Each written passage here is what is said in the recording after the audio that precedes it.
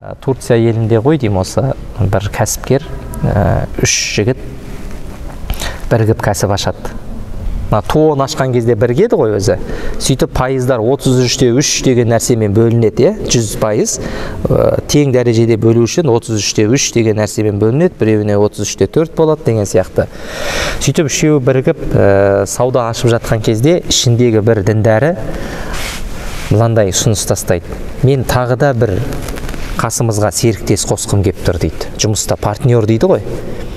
Тағы бір серіктес қасымызға қосқым кеп тұр мына кәсіпте дейді. Ол өте бай, өте жомарт, өте ауқатты, бүкіл күш қуат қолында. Ана кісілер, күшті ғой мынау. Қосайық. Кім ол? Ол Алла. Қараңыз, ол Алла. Яғни пайыз 33-те 3-тен бөлініп жатыр еді. Алла кірді. Яғни тапқан табыстың бір бөлігі қайда жұмсалады деген дүние? Алланың жолында жұмсалады деген нәрсені айтқысы кеп отыр ғой, Сөйтіп пайыз 25-тен бөлінеді ғой. 25-тен. Содан кейін жұмыс жасайды, анау компания, үлкен компаниялардың бірі қазір.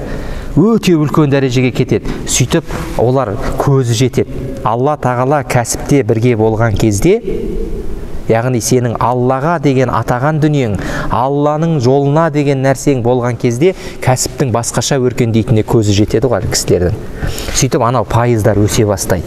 25 емес, 30, 35, 40, 50, 70, 90-ға дейін барады. Неге? Өйткені олардың тапқан 10%-ы оларға былай жетіп артылатын еді ол кезде.